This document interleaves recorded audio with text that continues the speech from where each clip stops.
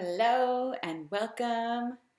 What is today? Today is day 22 of 30 days of illumination, and my name is Sarah Shirley. I'm here today to talk to you about 5 different embodiment practices that will support you in your healing. So, I'm an intuitive healer, a spiritual teacher, a channel, a medicine woman. I offer one-on-one containers, group programs, different events. Hello, welcome. Thank you for being here live with me.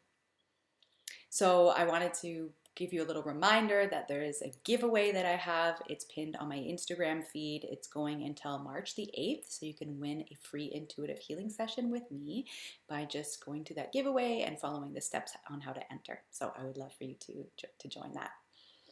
So today's topic is going to be really yummy, I hope, for you. And hello, mighty lady, welcome. And hi, Diana. Hi, James, as well. So yesterday we talked about the body, how the body keeps the score. And I talked about how trauma gets stuck in the body because an event or recurring events happen because they're too much too soon on the body. And so how do we go about releasing that energy? One part of it, which I talked about yesterday, is around giving ourselves, like creating a safe space and, oftentimes having someone hold space for us so that we can process the emotions. But there's a really big trend happening now, which is wonderful, about embodiment work, embodiment practices, and somatic practices.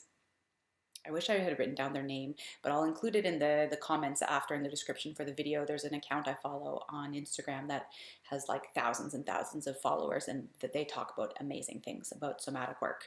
And like the different types of energies that get stuck in our bodies. So one thing, for example, that I learned in a course I took about the nervous system is that so we have the fight, flight, and freeze responses. And for example, if we are like a frozen or like a stuck fight response would mean that we have like a lot of tension in our shoulders and our neck.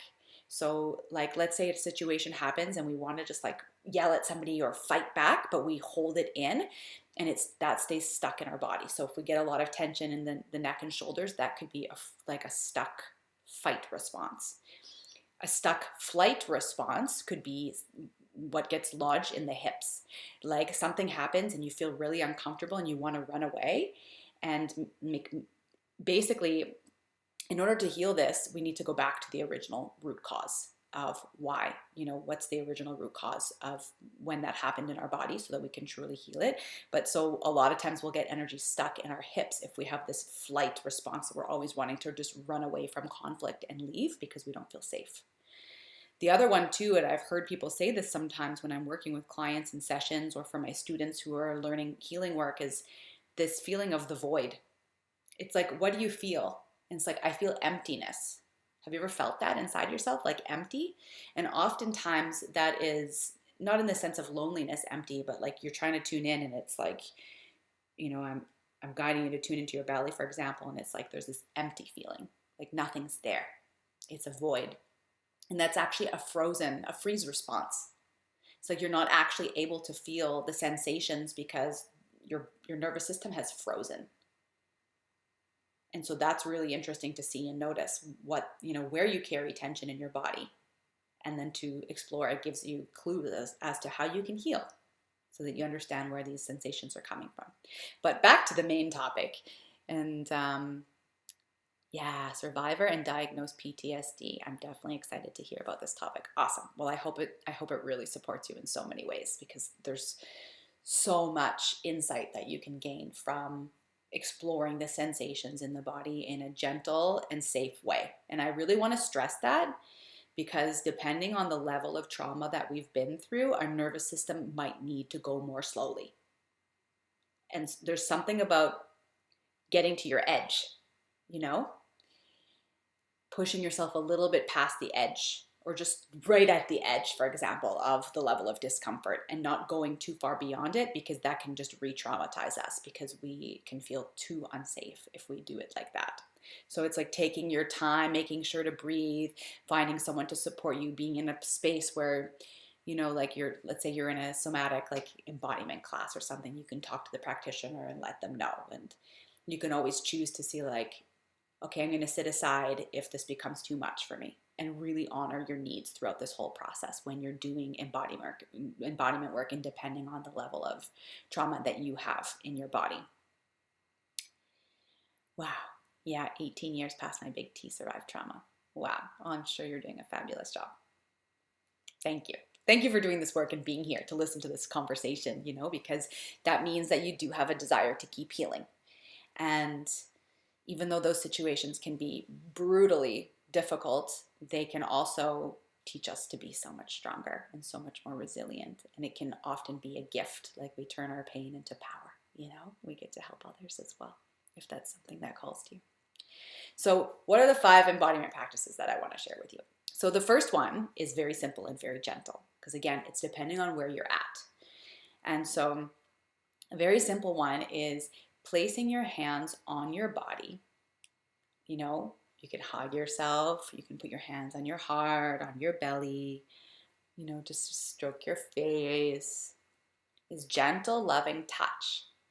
And just allowing yourself to breathe and be present with the sensations that are coming up.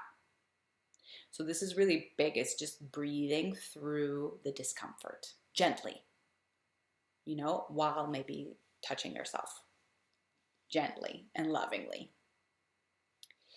And just really giving yourself the space to connect with the sensations that are here and present. Because oftentimes, because of how uncomfortable they are, we disconnect and we dissociate from them, and we want to run away. Or we might go into that fight response and fight as soon as we feel triggered. And most of us probably don't really want to fight, actually. We want love and harmony and peace in our relationships. And one of the beautiful women commented on my post from yesterday about the body keeps the score. And she realized actually from watching it that she's living a lot more in her head than she thought she was. And I wanted to reiterate that most of society is living that way. And especially people who have been through body-based trauma, like sexual abuse or physical abuse, often tend to disassociate from the body because the pain is too unbearable. So we can live a lot in our mind. And just in general, our society is quite mind-based. All the technology, we're in our minds, we're looking at things. We're not really taking a lot of time to be present with our bodies. And this can just build up anxiety and build up depression and build up dis-ease and discomfort because we're so disconnected. But yeah, then when we start to tune in, it's like, oh my God, it's so overwhelming because we've been avoiding it for so long. And just be gentle with yourself too, because it's a survival tactic that we tend to do to disassociate because it was too much. But then the problem with that is that we don't actually feel all the beauty and all the joy and presence that we can have when we are in our bodies and connected to our bodies. So that's number 1, is just placing your hands on your body and being present with any sensations that are coming up. Noticing, okay, what do I feel in my body right now? Where do I feel tightness? Where do I feel tension, discomfort? Where do I feel good? Do my hands feel soft and gentle right now? Or are they feeling really tight and, constricted? Or, does it feel nice in my smile in this moment? It's also really helpful to tune into those places that feel good in your body. So, yeah, such a beautiful insight, disassociating from the body because of traumatic body experiences. Exactly. It's very common, for sure. And it's like we've got to hold compassion for ourselves if we're in that state. And then if you want to choose otherwise, to start building that connection back with your body so that you can feel good and free and delicious and like feel more pleasure in your body and more receptive, then you can do that as well through some of these practices and through, having space held for you by a practitioner. And if, you need support, you can always reach out to me. We can have a heart-to-heart as well and chat about how I can support you. So that's number 1. Number 2, which I really love and helped me actually quite a lot to get more into my body, was intuitive and ecstatic dance. So check out, whatever nearest city is closest to you if they have an ecstatic dance community, because ecstatic dance is all about really getting into the body and moving freely. It's not like going to a club and just standing in one spot and like dancing from your head. It's like, no, you really get into your body and you let yourself move. You let yourself feel, and you can be weird. I remember the first time I ever went to ecstatic dance, like several of my friends had invited me to go over the span of a few months. And this was in Toronto. And I was like scared to go for some reason because I used to go dancing, but I was always drinking when I did that.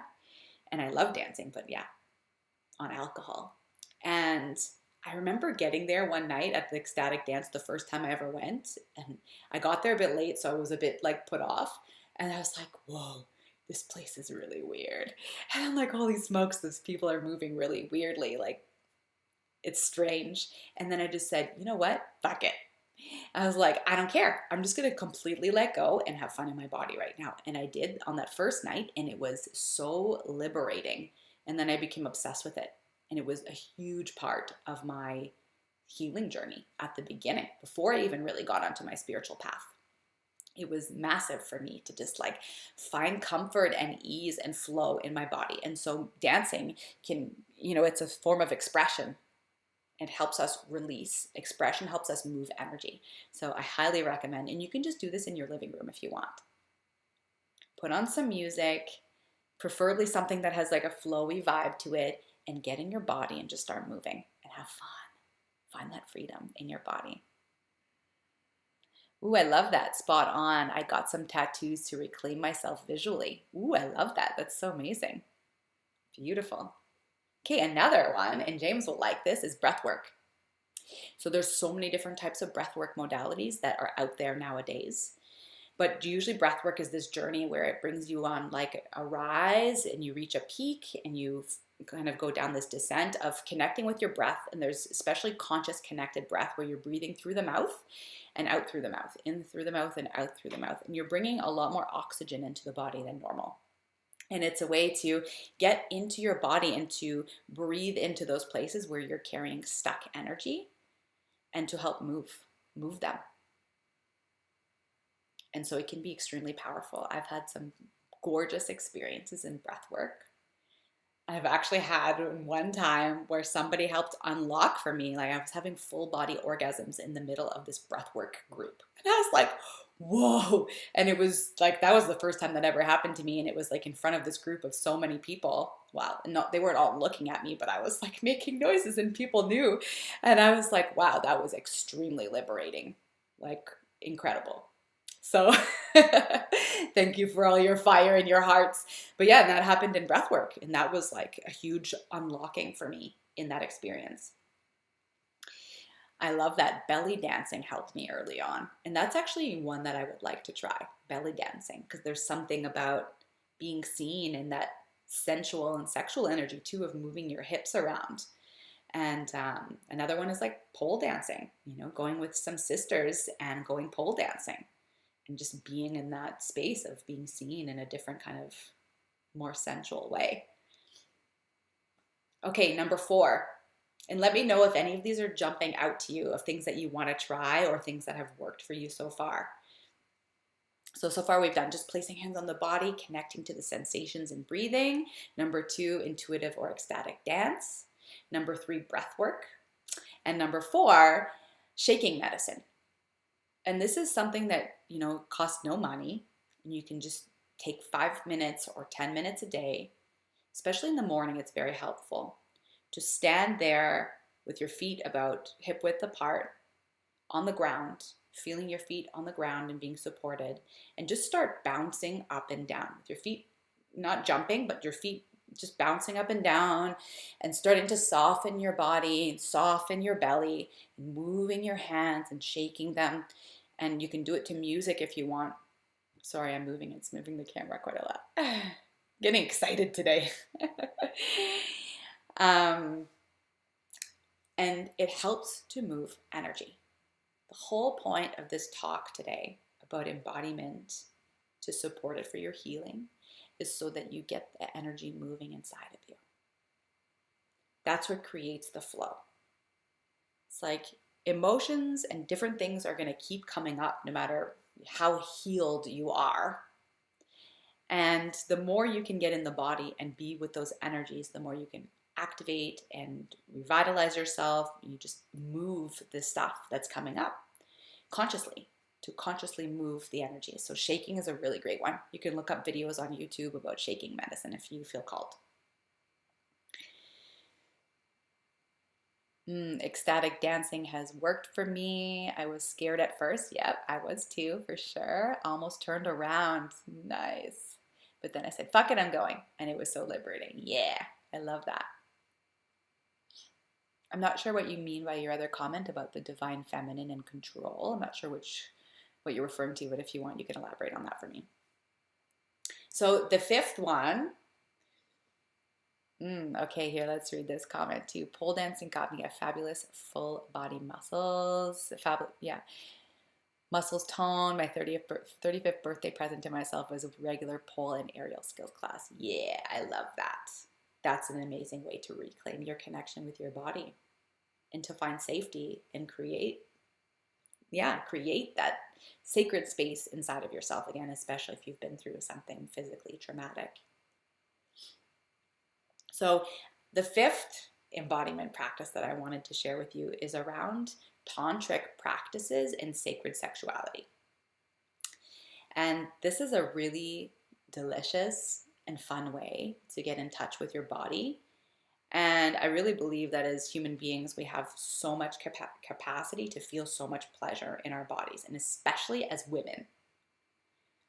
And we can connect with our bodies in ways like just through breathing, and circulating our sexual energy, like breathing this microcosmic orbit, which is a Taoist practice, rotating and circling, orbiting the sexual energy around our bodies.